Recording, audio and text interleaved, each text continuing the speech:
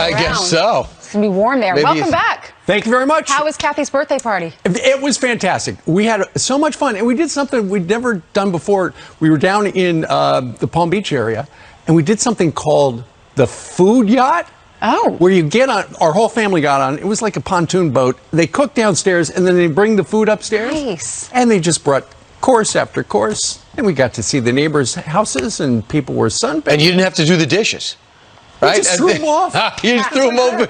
You just threw them into the ocean. You don't anyway, though. You do the cooking, probably, right? With all these cookbooks. No, she does the cooking, and I do the dishes. You do the cleanup. But at the food yacht, people do it. That's just great. That's the best part about it. You pay them for it. Right. That's one of the reasons I don't want to get a yacht is I'll have to cook and then have to do the dishes. But you told me once in confidence your butler wants a yacht. Right, that's true. That's the problem. I paid him too much. Okay. And it's a series of butlers, not just one. I have a whole team. Well, the guy you said you referred to as Mr. French. Right, which is a very successful series. It was a nickname. He resented it. All right, let's talk about the border this morning. Kamala went to Guatemala yesterday. Today she'll be in Mexico. That's right. She's going down to Guatemala. She's in Guatemala City to address the root causes of migration in those areas. I hope she gets some answers, because I'm so curious. Her first foreign trip as VP comes 75 days since she was appointed border czar, though Harris has yet to get to the border. But she flew over it, I imagine. Griff Jenkins joins us live from Del Rio, Texas, with what to expect today. Hey, Griff.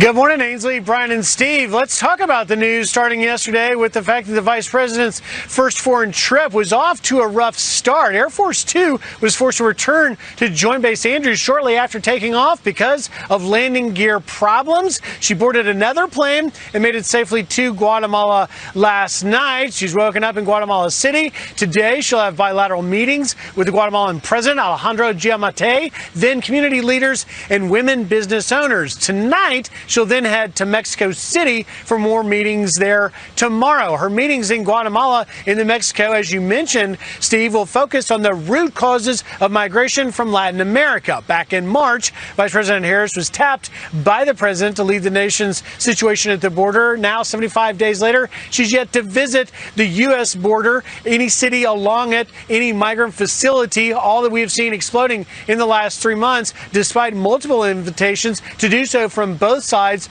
of the aisles. And guys, it comes as the situation at this border continues to be an issue for the administration. And it's especially true right here where we are in the Del Rio sector. We've learned that there have been more than 10,000 encounters with Venezuelans so far this year. But even more shocking, this number I learned yesterday, the number of sex offenders encountered here in this sector is up almost 1,400%. April's Customs and Border Protection numbers hit a 20-year high. We're still waiting for May's numbers. We'll see if we get those this week while we are down here in Del Rio. Now, in the Rio Grande sector, ground zero for Biden's border crisis. Just last week, border agents arrested an MS-13 gang member from El Salvador. I spoke to the newly elected mayor of McAllen, Texas, Javier Villalobos, about the impact the crisis is having on his community. Watch. It's a pass-through. They come through here and they're gone. But it's something that, look, it affects every single taxpayer in our country, and we got to address it. The president, the Congress, the Senate, they have to address it.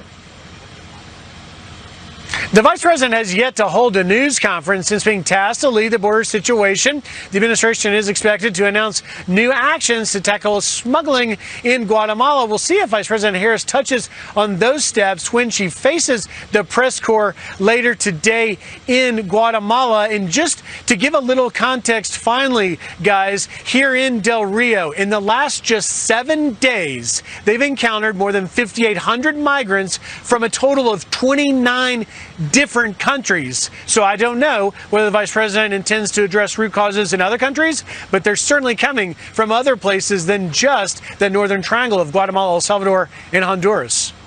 Brian, Ainsley, Steve. And that sex offender number is through the roof. It's unbelievable. Ridiculous. Griff, thank you very much for going down to Texas for that reporting this morning. Griff also anchored Fox and Friends First this morning down there on the border with Jillian, and he interviewed this rancher, the New Mexico rancher. I don't know if y'all saw the interview this morning, but he said that all of his family, it's a fourth-generation farmer down there, a rancher, cattle rancher, and he said they all sit around at home, around the kitchen table, and they talk about how they feel so just, he said, quote, "The problem is right here in our country, we feel abandoned by this administration." He said they're seeing trash.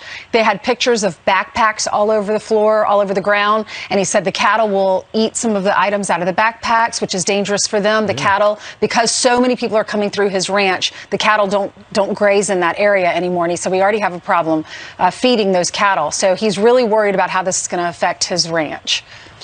If you bring up what the difference is, as the vice president, by the way, whose idea was it to have the president and vice president out of the country at the same time? She had 70 days to do this. You look at the different approach, it couldn't be more dramatically different. And as much as you want to say there was trouble in 2018 at the border, the thing that's so different is that President Trump admitted it. He encouraged the reporters to do it. He went down to himself and talked about the urgency to build a wall and change policies. He rotated people out. And as written up in the Hill today, the trip is meant to mark a reset in U.S. attitudes over in Latin America. After 4 years of transactional, militarizing migration enforcement under President Trump, the polar opposite, when the Department of Homeland Security often criticized lead role in the diplomacy, they don't like the safe third country agreements. They don't like the Central America nationalism. What they want to do now is, instead of saying, if you, Mexico, if you allow if you don't take care of your border, you're going to get tariffs. You're losing your money in Guatemala, Honduras, and El Salvador unless you start policing your border. We have the Remain in Mexico was agreed on, the third party was agreed on, and next thing you know, this thing was virtually fixed. They said we're going to have a more open policy, and what it's resulted in is a more open border. Well, what's interesting about apparently what is going to happen today is one of the root causes that the administration is talking about down in those triangle countries in Mexico is corruption. If you think about it, she's only dealing, the Northern Triangle, that's 3 different countries, but she's only dealing with Guatemala down there and also with Mexico. Why is that? Because of corruption. When you look at Honduras and El Salvador, the leaders of both those countries are embroiled in corruption scandals. For instance, in Guatemala, very recently, they did, and Guatemala's got problems too. They very recently arrested 2 lawyers who were outspoken critics of the president, and the lawyers say it's because the president's trying to shut me up before Kamala Harris comes down here. And then when it comes to the selection of judges for their Supreme Court, as it turns out, mired in influence peddling and corruption as well. So later today, she's going to make an announcement that we're doing our best to try to stem the tide of corruption, but there's only so much the United States can do. She will talk, Brian, to your point, about border security and then talk about economic investment. In other words, if you're going to shut off the flow to our country, we'll give you money. She's also talking about climate change. Yeah. Tom Homan said, you want to deal with the root causes of this surge, then reinstate Trump's policies. Listen. You don't have to leave Washington, D.C. All they got to do is reinstate the Trump policies, Remain in Mexico, reinstate the agreements that President Trump had with the 3 Central American countries that are migrating all the illegal aliens here, and let ICE do their job. Besides, getting rid of all the Trump policies that caused the surge and making all the promises and enticements for them to come here, they're also preventing ICE from removing those that enter the country illegally. Right now, ICE is no longer able to arrest somebody here for being simply here illegally. So all these people being released at the border right now, they're here to stay because ICE can't remove them without an aggravated felony conviction on top of the illegal entry, on top of a judge's order. So these people cannot even be arrested by ICE. So there you go. That's the story of what's happening. Tom Homan couldn't be more frustrated because they're not trying to get to hold the border, and we can't get the vice president and president to pay attention. Meanwhile, he has to feel so frustrated because he worked so hard for so many years under the Trump administration to fix these problems, and then Biden comes into office, signs the executive order, no more wall construction, everything that they worked so hard to fix. We saw the numbers go down. Now we're seeing the numbers increase. It appears that they're ignoring it. Kamala Harris hasn't even been to the border. It's been 75 days since she she got that job. And then you hear Griff talk about sexual assaults and the sexual offenders. It's up almost 1,400% in the Del Rio sector. Unbelievable. Well, they stopped the flow before. If Biden administration wanted to do it, they could just take the page. Oh, where's that thing from 2019? Oh, yeah, let's do it this way. Right. They want to do it a different way. Yeah, they're playing politics. He's not running the country. You'd think at 78 years old, it would be more important to do the right thing instead of the political thing. Meanwhile, let's talk about what's happening with the origin of this COVID-19 virus. Because for the longest time, to bring it up is to talk politics, is to take Donald Trump's side over Anthony Fauci's side. Now, thanks to people like Josh Rogan, people like they were pushing the lab leak theory for the longest time, like Tom Cotton. And Jamie Metzl as well. Yeah, we are starting to find out that there's a real interest now around the globe into how this thing started. But people have to understand, if America is not going to show interest, we're the only one that can stand up to China. No one has the ability to do it. We're too tied. They're too tied economically, as technically we are. So Dr. Scott Gottlieb has done some great jobs, has got great contacts with the Trump administration, as well as this administration, has said that I looked at the emails with Anthony Fauci. I didn't see anything that bad, but he did say he got confirmation on this. Well, we all thought this came from bats that were somehow commingled with another animal that got into humans. We were told no asymptomatic spread and everything down that line. Meanwhile, Dr. Fauci wasn't convinced of that and snuck off to Europe to talk about it. Listen to this. I was told at that time, back in the spring, that Dr. Fauci had gone over to a meeting of world health leaders in Europe around the World Health Assembly and actually briefed them on the information that they were looking at, that this could have been a potential lab leak, that this strain looked unusual. So those discussions were going on, and I was told that by a very senior official in the Trump administration. I've reconfirmed that conversation. That happened, at the time, contemporaneously with that meeting over a year ago.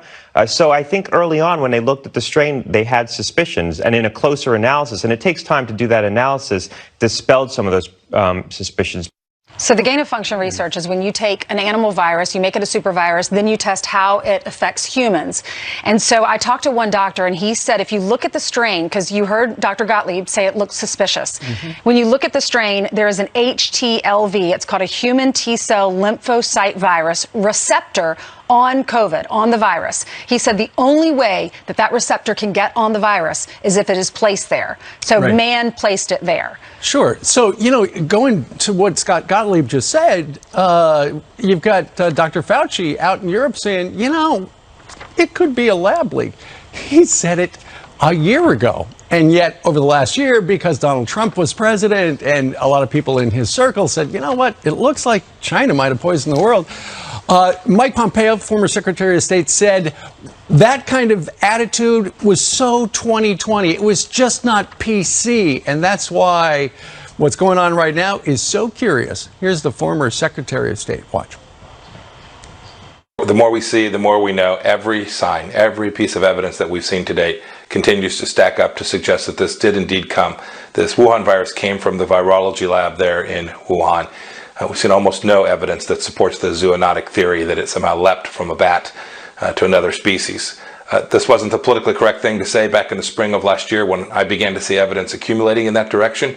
We had a handful of folks inside our bureaucracy who were playing the politically correct game, didn't want to rock the boat. The consensus here in Swamp Town was that this was something that we shouldn't even take a look at. It wasn't even worth questioning, whether it was the New York Times or the Washington Post. They poo-pooed any of us who talked about this lab. And there were people inside the State Department that didn't want it. They were creatures of the town, and they didn't want to rock the boat. Yeah, they said it's racist. You bring up China virus, how dare you? There's an increase in attacks on Asians in America, which is horrific, but unrelated to the fact is there's an excellent chance it came from the Wuhan lab. Today's Wall Street Journal, the science suggests a Wuhan lab leak from two doctors, Richard Miller and Dr. Stephen Quay. So that's true.